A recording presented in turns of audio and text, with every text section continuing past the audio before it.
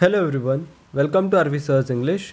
So students, in this video we are going to learn first passage of 9th standard semi English lesson The Fun They Had.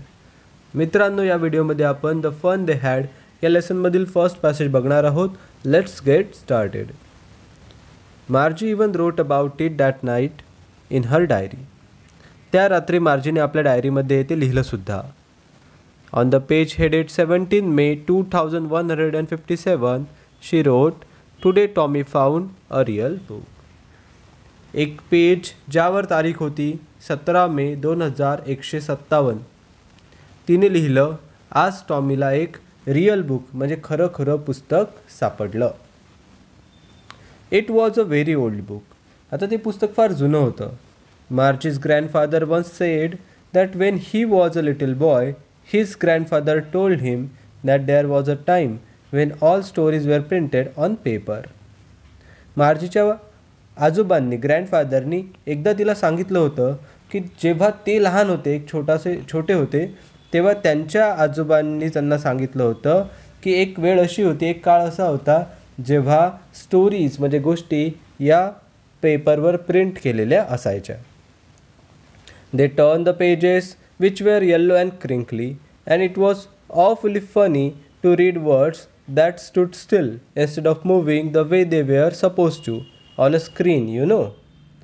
त्यांनी त्या पुस्तकाचे pages पलटले जे की yellow आणि crinkly म्हणजे पिवळे पडलेले होते आणि चुरगळलेले होते.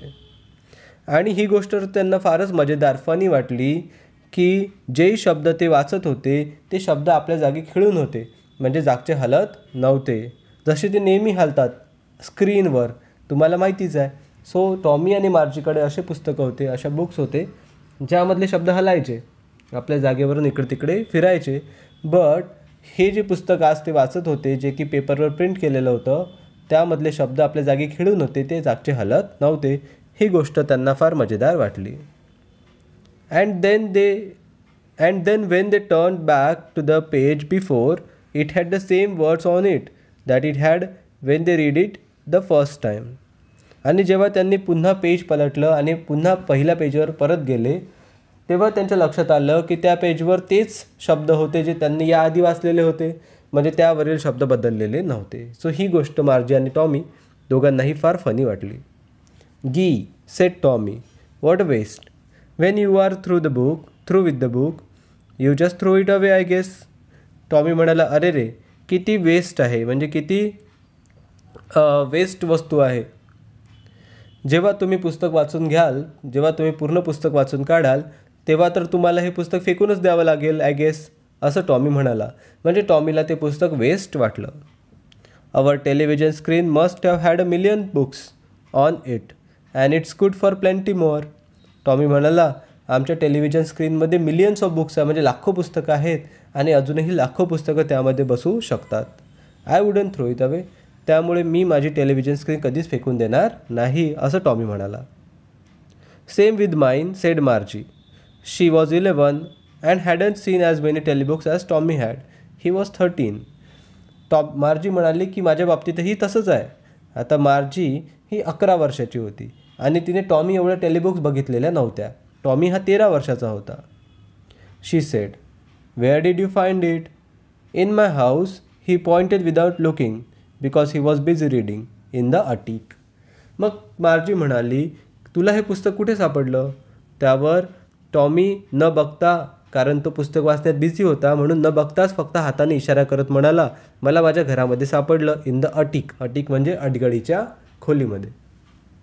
व्हॉट्स इट अबाउट. मग मार्जी म्हणाली, हे पुस्तक कशाबद्दल आहे. स्कूल. तर टॉमी म्हणाला की हे पुस्तक स्कूलबद्दल, शाळेबद्दल आहे. Margie was scornful. School. What's there to write about school. I hate school. So Margie ji होती तिचा सगळा मूडच निघून गेला, तिचा सगळा इंटरेस्ट निघून गेला. ती म्हणाली, स्कूलबद्दल लिहिण्यासारखं काय असते, शाळेबद्दल लिहिण्यासारखं काय आहे. I hate school. मला तर शाळेचा फार राग येतो किंवा मला शाळेचा तिरस्कार वाटतो. तर मित्रांनो, हा होता first passage of the fun they had lesson. I hope सर्वांना खूप चांगल्या प्रकारे समजलं असणार. समजले असल्यास नक्की व्हिडिओला लाईक करा, मित्रांबरोबर शेअर करा. नवीन असाल तर सबस्क्राईब करायला विसरू नका. I will see you in another video. Till then, take care. Goodbye.